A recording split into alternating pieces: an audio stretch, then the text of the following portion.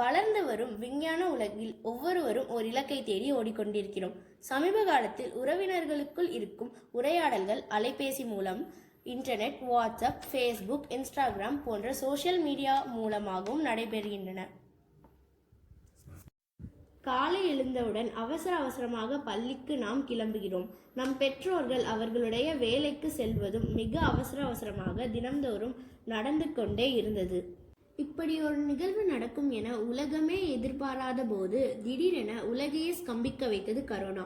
உலகையே உலுக்கிய ஓர் தொற்று நோய் கரோனா கோவிட்-19 சீனாவில் ஊகான் மாநிலத்தில் உருவாகி உலகையே வலம் வந்து அனைவரையும் பயமுறுத்தியது. இந்த கரோனா தொற்று நோய் நம் இந்தியாவையும் விட்டு வைக்கவில்லை.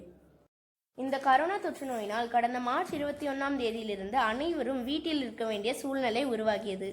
இந்த சூழ்நிலை ஒவ்வொரு நாளும் ஒரு புதிய அனுபவத்தை உருவாக்குகிறது. நான் பிறந்து வளர்ந்த இந்த 13 வருடத்தில் எனக்கு விவரம் தெரிந்த நாளிலிருந்து ஓர் நாள் கூட என் குடும்பத்தார்கள் 24 மணி நேரமும் என்னுடன் இருந்ததாக ஓர் நாளும் நினைவில் இல்லை.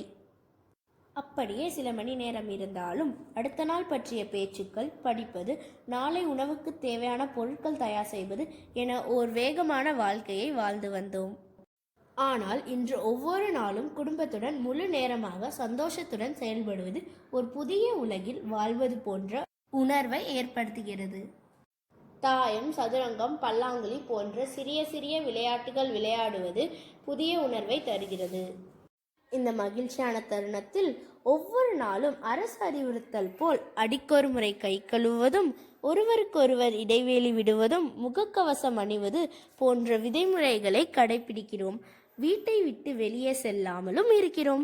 தொலைக்காட்சியில் ஒவ்வொரு நாளும் உலக நிகழ்வுகளை பார்க்கும்போது காவல்துறை மற்றும் மருத்துவத்துறை, சுகாதார ஊழியர்கள் நமக்காக விழிப்புணர்வுகளோடு செயல்படுவது மிக மகிழ்ச்சியாக இருக்கிறது.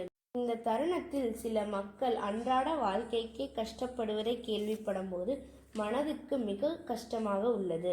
இந்த மாதிரி மக்களுக்கு பலர் உதவி செய்யும் போது அவர்களுக்குள் இருக்கும் மனித நேயத்தை பார்க்கும்போது மிக நெகிழ்ச்சியாக உள்ளது. எனது தந்தை மற்றும் எனது வீட்டருகில் உள்ள காவல் நிலையம் இணைந்து கரோனாவால் கஷ்டப்படும் 50 குடும்பங்களுக்கு அரிசி, பருப்பு, எண்ணெய் வழங்கினார்கள். இது போன்ற தொற்றுக்கள் மீண்டும் நம் வாழ்வில் வராமல் இருக்கவும், இந்த நோய்க்கு விரைவில் மருந்து கண்டுபிடிக்குமாறு உலக மக்கள் இந்த நோயிலிருந்து மீண்டு வரவும் ஒவ்வொரு நாளும் இறைவனை பிரார்த்திக்கிறேன்.